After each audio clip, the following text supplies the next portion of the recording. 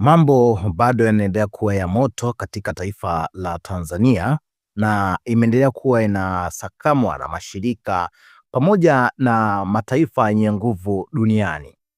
Kamati ya mahusiano ya nje ya Seneti ya Marekani imepitisha mswada unaotaka kufanyika kwa tathmini ya kina ya uhusiano kati ya Marekani na Tanzania kufuatia kile kilichoelezwa kuwa ni ongezeko la matukio ya vurugu za kisiasa na kudorora kwa msingi ya demokrasia nchini Tanzania.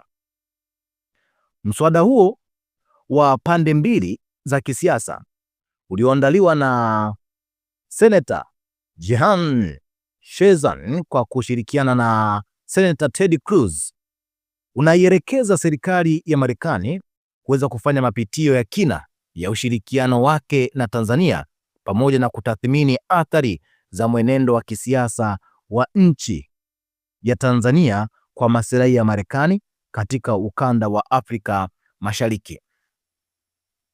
Nikinukuu kile ambacho kiliweza kutolewa katika sehemu ya mswada huo, kinasema kwamba mswada huu utahitaji kufanyika kwa mapitio ya kina ya uhusiano wa Marekani na Tanzania kufuatia ongezeko kubwa la vurugu za kisiasa na kurudi nyuma kwa demokrasia nchini Tanzania.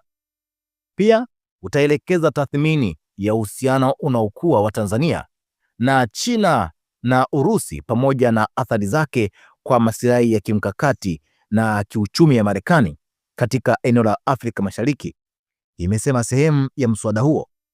Lakini kwa mujibu wa maelezo ya mswada huo, tathmini hiyo pia itachunguzwa kwa kina uhusiano unaokuwa kati ya Tanzania na mataifa ya China na Urusi, huku ikipima athari zake kwa maslahi ya kimkakati na kiuchumi ya Marekani katika eneo hilo la Afrika Mashariki.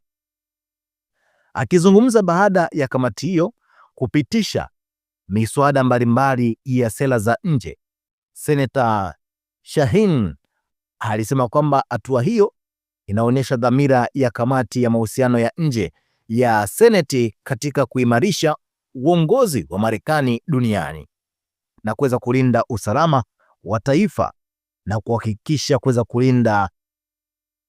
kuhakikisha sera za nje zinawanufaisha wananchi wa Marekani.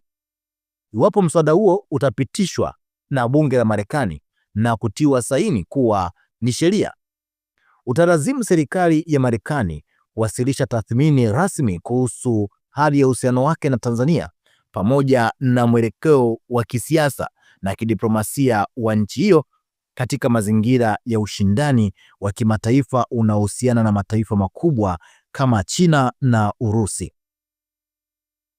Maamuzi haya yamefikiwa mnamo Juni 17 mwaka 2026 wakati kamati ya mahusiano ya nje ya Seneti ya Marekani, yani Senate of Foreign Relationship Committee, ilipokutana na kupitisha miswada kadhaa ya sera za nje ikiwemo huu wa Resizing the United States of Tanzania Bilateral Relationship Act inayohusu Tanzania. Mswada wenyewe uliwasilishwa kwa mara ya kwanza mnamo Mei 19 mwaka 2026 na maseneta akiwemo Jean Sessions na Ted Cruz, na Juni 17 mwaka 2026 kamati ya mahusiano ya nje ya Senate iliupitisha mswada huo kutoka katika ngazi ya kamati kwenda katika hatua inayofuata ya mchakato wa kuweza kutungwa kama sheria. Sasa mambo ndiyo kama hivyo ambavyo umeweza kuyasikia.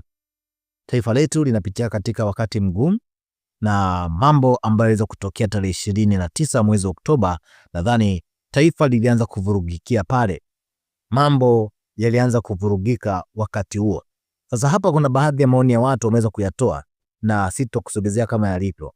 Tuanza na huyu mtu wa kwanza, anasema kwamba hawa wazungu shida ni ijabu ya Rais Samia Suluhu Hassan. Kukosa misaada ndiyo njia ya kuweza kujipanga kuelekea kujitegemea. Hata vyama tufute tu.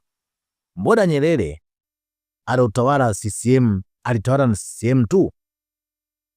Huyo akametoa maoni yake, lakini kuna mtu hapa akasema kwamba wakiwa kama nani, yani anauliza kwamba hao wanatoa mswada huo au wanaipangia Tanzania wakiwa kama nani.